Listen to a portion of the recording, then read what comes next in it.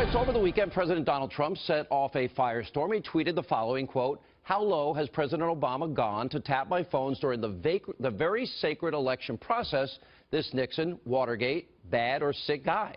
Now, predictably, the left, Democrats, their cronies at the alt-left propaganda, destroy Trump media, they went into full-on meltdown mode and declared the president to be a liar once again. Now, there's also been some pushback from the FBI Director James Comey. We'll get to that in a minute. And now, for weeks on this program, on my radio show, I've been discussing what I call Obama's shadow government and the career bureaucrats who are actively working against President Trump from inside the government. Many of these are people that are President Obama holdovers. And I've been telling you about we, the people, that there are other people in the intelligence community purposely leaking information to try and damage and destroy President Trump and the advisors, of course, that surround him. One by one, every advisor. They have been smeared. They have been slandered. They have been besmirched. Even his children, even his wife and daughter. We've also been reporting on how the alt-left propaganda, destroy Trump media, is colluding with these leakers and deep state bureaucrats with the sole purpose of stopping President Trump's agenda to try and delegitimize the president with the hopes of eventually removing the president from power, overturning a free election. Now, is this a conspiracy theory, paranoia? No. Why? There's a disturbing pattern that's going on here. Now, let's take a look at the case of former Trump National Security Advisor. That's retired Lieutenant General Michael Flynn. Remember news reports? A December call Flynn made to the Russian ambassador, captured by what the New York Times described as a, quote, routine wiretap of Russian diplomats and that phone? Well, now, it's not out of the ordinary, by the way, of our government to monitor foreign officials. That's a smart thing they do. But protections, which are known as minimization procedures, have been put in place to protect Americans that are not under warrant, American citizens that are caught up in their surveillance. And by the way, that their identities are protected, their constitutional rights are to be protected. Now, this, of course, was not the case with Lieutenant General Flynn, because we know a transcript of his call was created and then given to intelligence officials who then leaked this information, which is a felony, to the press that printed it. Now, back in February, when all this was going down, the House Intelligence Committee chairman, and that's Congressman Devin Nunes, he called it, quote, unprecedented. And then he joined us on this show to explain. Let's take a look.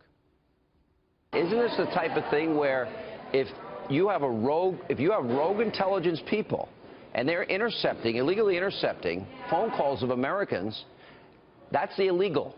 And this, in other words, if in fact they wanted to get the intel or for example, hack into the phone of in this particular case, General Flynn, wouldn't they have to get a court subpoena to do so? That's correct, and I am not aware that they did that. So my guess is that the intelligence agencies did not do this. What I'm assuming is that this was picked up as they were tracking someone else. And if that's the case, that would have had to go up to the highest levels of the Obama administration to get approval to unmask who that person is. And in this case, it was General Flynn.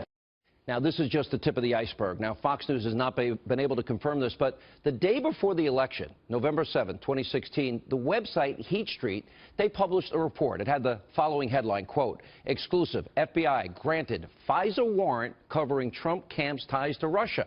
And according to Heat Street, in October 2016, the Obama administration went to the FISA court, which grants warrants for surveillance for potential spies or terrorists to monitor, which Heat Street described as, quote, U.S. persons in Donald Trump's campaign with ties to Russia. Now, this was part of a larger probe into Russian banks. Now, other outlets like the BBC, The Guardian, have also reported that a FISA court warrant was in fact granted. And this is not an isolated incident either. There are countless examples of various federal agencies under President Obama looking into activities of intercepting communications with people associated with the Trump campaign. For example, McClatchy, D.C., posted a story back in January, headline, quote, FBI, 5 other agencies probe possible covert Kremlin aid to Trump. On the day of the inauguration, January 20th, the front page of the New York Times ran an article with this headline, wiretap data used in inquiry of Trump aides. There's also explosive reports from the Times. The alt-left propaganda, destroy Trump at all costs media, has given very little coverage to. In other words, it's not the right-wing conspiracy, it's them. It reads in part, quote, In its final days, the Obama administration expanded the power of the National Security Agency to share globally intercepted personal communications with the government's 16 other intelligence agencies before applying privacy protections. Now, why would President Obama wait until the last minute, 2 weeks before he's leaving office, to issue that order? An order that did not apply to him for 8 years? To me, the opinion is obvious. He wanted as much information, whether it's true or not, to be available to his appointed deep state shadow government officials so they can do exactly what we're seeing, leak it to the press and try and hurt the president with less likelihood that they're going to get caught. Now, listen closely as I read this statement that was released by Obama's spokesperson over the weekend. Pay very close attention. A cardinal rule of the Obama administration was that no White House official ever interfered with any independent investigation led by the Department of Justice. As part of that practice, neither President Obama nor any White House official ever, keywords, ordered surveillance on any U.S. citizen. Any suggestion otherwise is simply false. Okay, they didn't order it. Did they know about it? That statement never said that President Obama did not know about it, just that he didn't order it. Even President Obama's former speechwriter noted this on Twitter this past weekend. Now, the question that we need answered is very simple and very basic, and it's this. Did, in fact, the President of the United States, what did he know and when did he know it? In other words, did the President have any answers about the surveillance of an opposition candidate in the middle of an election? Now, the American people deserve the truth, but he doesn't have much credibility on the issue. Why? Because his administration wiretapped the phone of our own colleague, James Rosen. There's also former Attorney General Michael Mukasey, who knows a thing or two about this entire process. Here's what he said.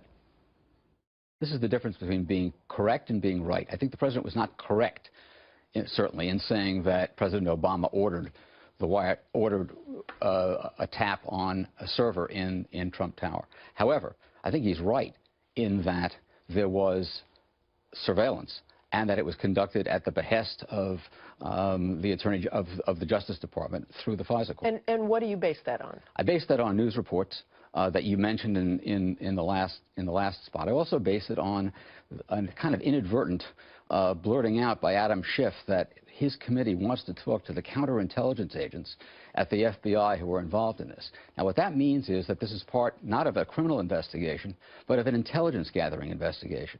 By the way, didn't she cry the night of election night? All right, we'll put that aside.